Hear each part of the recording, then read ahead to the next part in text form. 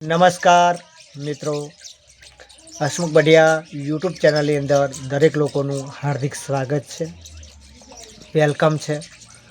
તો આજે આપણે વાત કરીશું કમોસમી વરસાદ અને વાવાઝોડાની। સવારના 3 વાગ્યાના આસપાસ વાવાઝોડા સાથે વરસાદ આવેલો હતો અને પવન પણ જોરદાર હતો। વાવાઝોડા સાથે વરસાદ પડતો હતો અને તમે જુઓ છો ઘણી જગ્યાએ નુકસાન પણ થયું છે। ઘણા લોકો ખેતરોમાં રહે છે, એમના મકાનોને પણ નુકસાન થયું છે। ઘણી જગ્યાએ તમે જુઓ છો કે સોલાર ઉર્જા સિસ્ટમથી લાઇટ જે લગાડેલી છે તેમને પણ ઘણા લોકોને નુકસાન થયું છે।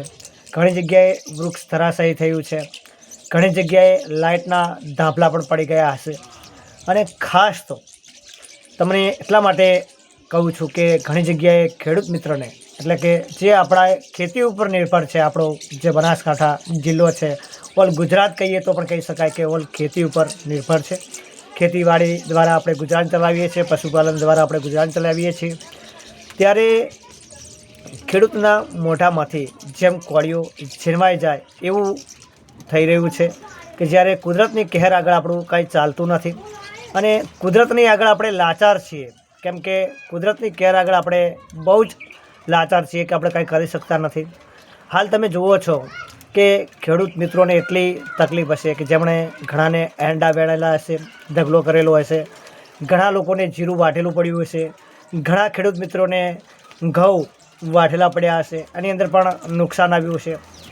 એટલે જે પત્રકાર મીડિયા છે તેમને હું કહેવા માગું છું કે જ્યાં પણ નુકસાન થયું હોય તેનો થોડો ઘણો વિડીયો, ફોટા એ તમે સરકાર સુધી પહોંચાડજો, જેથી કરીને ખેડૂત મિત્રોને લાભ મળી શકે। જેને મકાન ધરાશાયી થયું હોય, છાપરું ઉડી ગયું હોય અથવા પતરા ઉડી ગયા હોય, પડી ગયું હોય, તેના ફોટો વિડીયો લેજો, જેથી કરી સરકાર સુધી તમે વિડીયો પહોંચાડી શકો અને ખેડૂતને થોડામાંથી થોડો પણ લાભ મળી શકે અને ખેડૂતના હિતમાં આપણે વાચા આપતા હોઈએ છીએ। ખેડૂત મિત્રને જે પ્રશ્નો હોય છે એને સરકાર સુધી પહોંચાડતા હોઈએ છીએ, એટલા માટે અમે વિડીયો બનાવતા હોઈએ છીએ।